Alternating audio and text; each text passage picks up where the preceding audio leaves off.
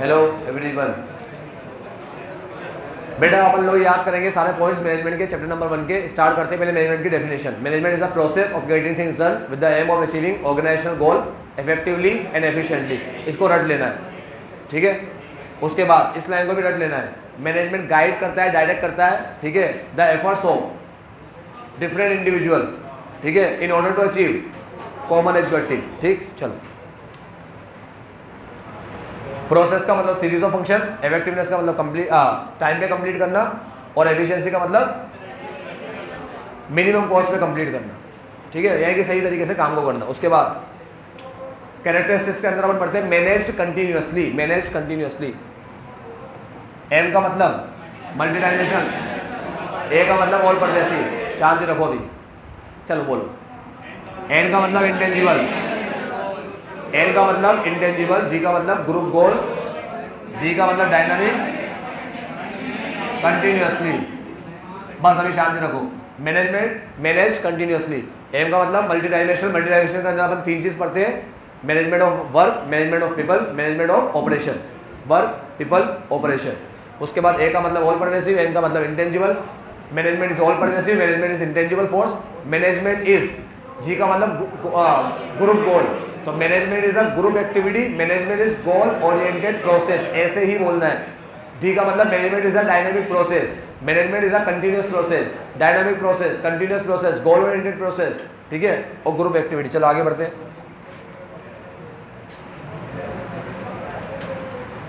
Keyword भी बोल देता हूं ताकि याद रहेंगे। गोल ओरिएंटेड प्रोसेस में डेफिनेशन बोल देना। All pervasive, common to all organisation, ये कॉमन बात होती है इसके लिए। मल्टी डायमेंशनल के अंदर, मैनेजमेंट ऑफ वर्क के अंदर अपन बोलते हैं translate the work in term of goals. Management of people के अंदर अपन क्या बोलते हैं, by making their strength effective और वीकनेस इररिलेवेंट, ये वर्ड यूज करते हैं। और मैनेजमेंट ऑफ ऑपरेशन में इंटरलिंक करता है ये मैनेजमेंट ऑफ पीपल और मैनेजमेंट ऑफ वर्क को, इन दोनों को इंटरलिंक करता है। कंटिन्यूअस प्रोसेस में क्या बोलते हैं अपन, सीरीज ऑफ कंटिन्यूअस कॉम्पोजिट पर सेपरेट प्रोसेस, ये वर्ड यूज करते हैं। Management is a group activity में अपन यूज करते हैं कि management requires team work and coordination. Dynamic में यूज करते हैं adapt itself to changing environment requirement, ठीक है। मैनेजमेंट इंटेंजिबल फोर्स है, can not be seen but can be felt. Objective के अंदर मेरा, मेरे बिजनेस का, मेरी सोसाइटी का, सबसे पहले मेरा, माने कि पर्सनल ऑब्जेक्टिव। पर्सनल ऑब्जेक्टिव में हम पढ़ते हैं पा, पैसा, पहचान, प्रमोशन, पैसा, फाइनेंशियल नीड, पहचान, सोशल नीड, और प्रमोशन, हायर लेवल नीड। ये 3 नीड हो गई पर्सनल नीड, ठीक है। पर्सनल नीड पूरी होना जरूरी है, और पर्सनल नीड ऑर्गेनाइजेशन नीड को मैनेजमेंट क्या करता है, रिकंसाइल करता है। पर्सनल नीड और ऑर्गेनाइजेशन नीड को मैनेजमेंट क्या करता है, रिकंसाइल करता है। ऑर्गेनाइजेशन तो कमा रहा है, पर्सन नहीं कमा रहे, ऑर्गेनाइजेशन तो कमा रहा है, पर्सन नहीं कमा रहे, चलेगी ऑर्गेनाइजेशन नहीं। उसके बाद मेरा हो गया, अब मेरे ऑर्गेनाइजेशन के 3 ऑब्जेक्टिव। सबसे पहला सर्वाइवल, उसके बाद प्रॉफिट, उसके बाद ग्रोथ। पहले सर्वाइव कर रहा हूँ, फिर प्रॉफिट, फिर ग्रोथ, ठीक है। सर्वाइवल का मतलब होता है टू कवर कॉस्ट, प्रॉफिट का मतलब होता है to cover cost and risk, ठीक है, to cover cost and risk, ठीक। उसके बाद ग्रोथ का मतलब होता है, ग्रोथ का मतलब होता है एक्सपेंड करना बिजनेस को, ठीक है, grow and expand their activities. अब ग्रोथ के इंडिकेटर होते हैं ये सारे, सेल टर्नओवर का बढ़ना इंडिकेटर है, एम्प्लॉय या प्रोडक्ट का बढ़ना ये उसका इंडिकेटर है, और कैपिटल इन्वेस्टमेंट का बढ़ना, ये 3 चीज़ के बढ़ना ग्रोथ का इंडिकेटर होता है। अगर तुम्हारे बिजनेस में 3 चीज़ बढ़ रही है, इसका मतलब तुम्हारा बिजनेस क्या कर रहा है, ग्रोथ कर रहा है। सोशल ऑब्जेक्टिव, मैंने एक इंडस्ट्री खोली, इंडस्ट्री खोलकर एक मशीन लाया, इको फ्रेंडली टेक्निक, काम करने के लिए वर्कर लाया, मैंने एम्प्लॉयमेंट दिया, generating employment, eco friendly technique, generating employment. अब वर्कर से कहा गुड क्वालिटी प्रोडक्ट बनाओ ताकि मैं रीजनेबल रेट पर बेच सकूं, क्योंकि मैं अनफेयर ट्रेड प्रैक्टिस नहीं करना चाहता और पैसा कमाकर सोसाइटी का भला करना चाहता हूं, सोसाइटी को बेसिक अम्यूनिटीज़ प्रोवाइड करना चाहता हूं, जैसे स्कूल खोलूंगा, डिस्पेंसरी खोलूंगा, ये सब खोलूंगा, ठीक है, और लाइब्रेरी वगैरह खोलूंगा, स्कूल, डिस्पेंसरी, लाइब्रेरी। इंपॉर्टेंस, पहले ऑब्जेक्टिव के 3 ले लेता हूँ। Management helps to achieve personal objective, management helps to achieve social objective. लेकिन अब ऑर्गेनाइजेशन ऑब्जेक्टिव नहीं बोलूंगा, ऐसे बोलूंगा management helps to increase efficiency of worker, ठीक है। फिर आता है group goal, management helps to achieve group goal, goal achieve करने में हेल्प करता है। मैनेजमेंट क्रिएट वर्ड यूज करूंगा, management helps to create dynamic organisation, management dynamic organisation create करता है, सेम ऊपर वाले छाप दूंगा। चलो बहुत बढ़िया। नेचर, नेचर के अंदर सबसे पहले आता है साइंस, साइंस में आता है save, SAVE, S systematise body of knowledge, V universal validity, A applicability, sorry E experimentation, वापिस S systematise body of knowledge, A से कुछ भी नहीं है, फिर V आता है वैलिडिटी यूनिवर्सल वैलिडिटी, फिर E आता है एक्सपेरिमेंटेशन का। तो अपन ऐसे बोलते हैं, सबसे पहले आता है सिस्टमेटाइज बॉडी ऑफ नॉलेज, यानी मैंने जो साइंस होता है वो कॉज एंड इफेक्ट रिलेशनशिप बताता है, मैनेजमेंट के प्रिंसिपल भी बताते हैं, तो ये फीचर प्रेजेंट है। दूसरा यूनिवर्सल वैलिडिटी, साइंस के जो प्रिंसिपल है वो यूनिवर्सल एप्लीकेबल है, वैलिड है, हर समय हर टाइम लॉ ऑफ ग्रेविटेशन हर कंट्री में अप्लाई होता है, हर समय अप्लाई होता है 24/7, ठीक है। लेकिन साइंस के जो प्रिंसिपल है इसके मैनेजमेंट के वो बराबर अप्लाई नहीं होते, यानी कि उनके रिजल्ट सेम नहीं होते। एस हो गया, वी हो गया, वी के बाद है ई का मतलब experimentation, principle are based on observation and experimentation, ये है ई का मतलब, principle based on observation and experimentation, ठीक है। इसके अंदर अपन पढ़े थे कि साइंस के प्रिंसिपल एक्सपेरिमेंटेशन ऑब्जर्वेशन में बेस्ड है, ठीक है, और मैनेजमेंट के प्रिंसिपल भी उस पर ही बेस्ड है।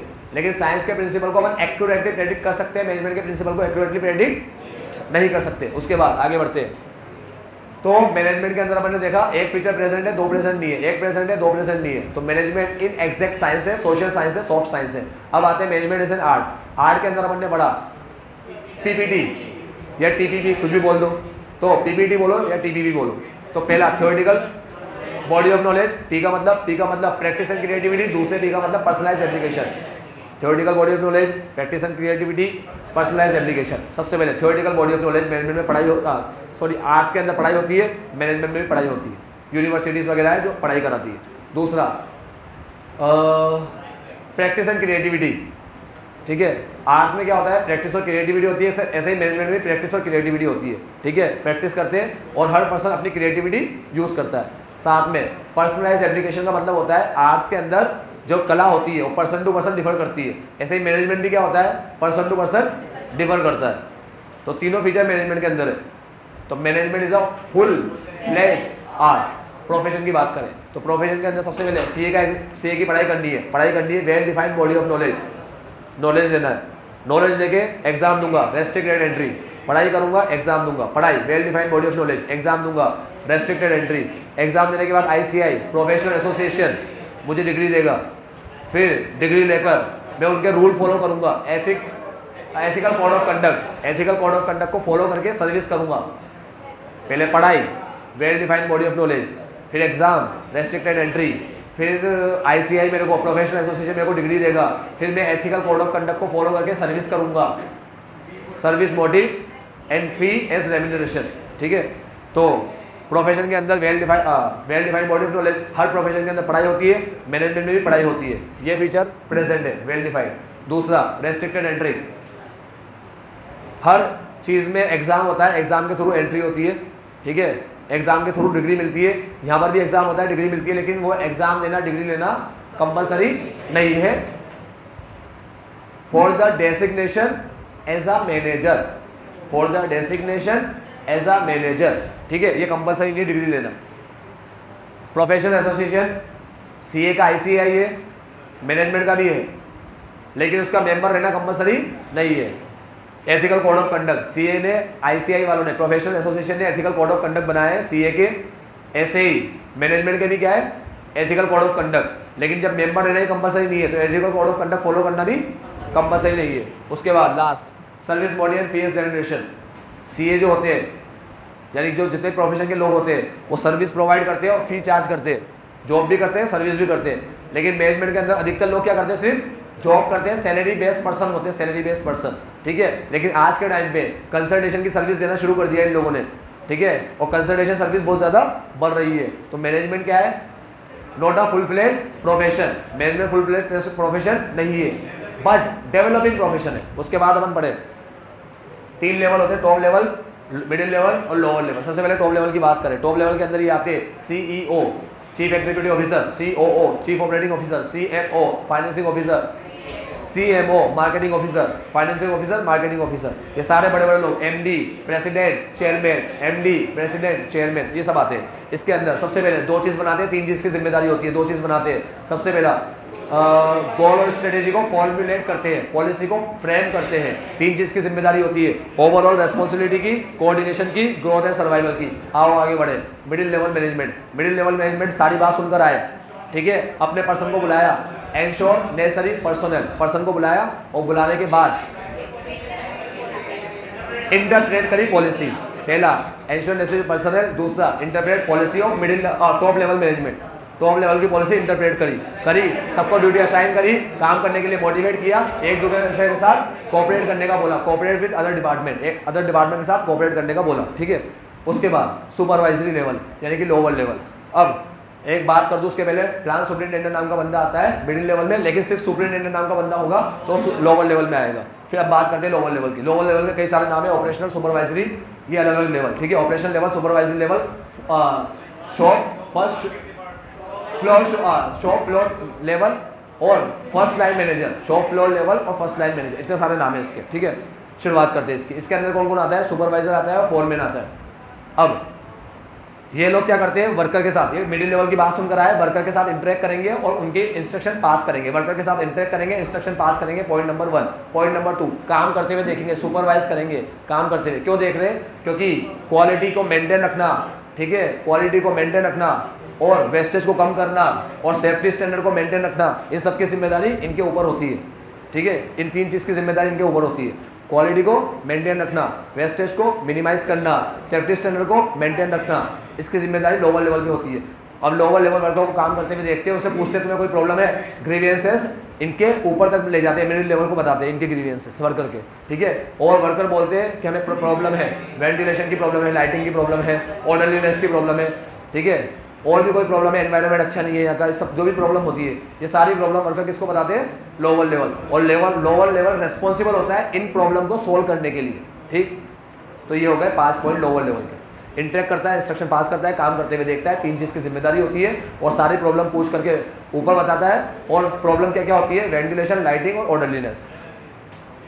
कोऑर्डिनेशन की बात करते हैं। कोऑर्डिनेशन क्या करता है? Coordination integrate the efforts of different department and individual in order to achieve common objective. चलो, सबसे पहले कोऑर्डिनेशन मैनेजमेंट का एसेंस है, सेपरेट फंक्शन नहीं है, एसेंस है।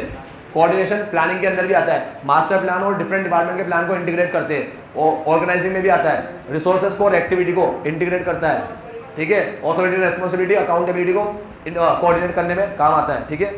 ऑथोरिटी उतनी देगा जितनी रेस्पॉन्सिबिलिटी है, ठीक। उसके बाद स्टाफिंग, पर्सन के स्किल के हिसाब से उसको काम देंगे और काम के हिसाब से पैसा देंगे, स्किल के हिसाब से ड्यूटी असाइन करेंगे, ठीक है। और एफिशिएंसी के हिसाब से कंपनसेशन देंगे, स्किल के हिसाब से काम के हिसाब से पैसा, स्किल के हिसाब से ड्यूटी असाइन और एफिशिएंसी के हिसाब से कंपनसेशन, ठीक है। स्टाफिंग के बाद पढ़ते हैं अपन डायरेक्टिंग। डायरेक्टिंग में काम के हिसाब से मोटिवेट करेगा। चलो, उसके बाद डायरेक्टिंग के बाद कोऑर्डिनेटिंग, स्टैंडर्ड और एक्चुअल परफॉर्मेंस के अंदर कोऑर्डिनेशन लेकर आएगा, स्टैंडर्ड को एक्चुअल के साथ कोऑर्डिनेट करेगा। उसके बाद कोऑर्डिनेशन की ज़रूरत 3 जगह होती है, तीन टाइम पे होती है। जब ऑर्गेनाइजेशन की साइज बढ़ती है तो अलग अलग फंक्शन क्रिएट होते हैं और हर फंक्शन को संभालने के लिए एक स्पेशलिस्ट होता है। ऑर्गेनाइजेशन की साइज बढ़ती है, अलग अलग फंक्शन क्रिएट होते हैं, हर फंक्शन को संभालने के लिए एक स्पेशलिस्ट होता है। तो 3 पॉइंट हो गए, growth in size, functional differentiation और तीसरा स्पेशलाइजेशन, ठीक है। स्पेशलिस्ट एक दूसरे की बात सुनते नहीं है तो कॉन्फ्लिक्ट आ जाता है, तो कोऑर्डिनेशन कॉन्फ्लिक्ट को हटाता है, ठीक है। फंक्शनल डिफरेंशिएशन, नए फंक्शनल डिपार्टमेंट खुलते हैं, हर डिपार्टमेंट अपने ऑब्जेक्टिव को अचीव करने में लग जाते हैं, तो उससे कॉन्फ्लिक्ट आ जाता है, तो ये उसको हटा देता है कोऑर्डिनेशन, ठीक है। चलो, कोऑर्डिनेशन के कैरेक्टरिस्टिक्स के अंदर अपन पढ़े 2 तो खुद के ही, वो मीनिंग आ गया। Integrate the effort, integrate group efforts को इंटीग्रेट करता है, यूनिटी ऑफ एक्शन लाता है। एफर्ट्स को इंटीग्रेट करता है, यूनिटी ऑफ एक्शन लाता है। 2 पॉइंट मैनेजमेंट से ले लिए, कंटिन्यूअस प्रोसेस और ऑल परवेसिव, ठीक है। अब ऑल परवेसिव से एक पॉइंट ले लिया, क्या कि हर मैनेजर की रेस्पॉन्सिबिलिटी होती है कोऑर्डिनेशन। और लास्ट डेलिब्रेट फंक्शन है, मैनेजर कैसे करते हैं इसको?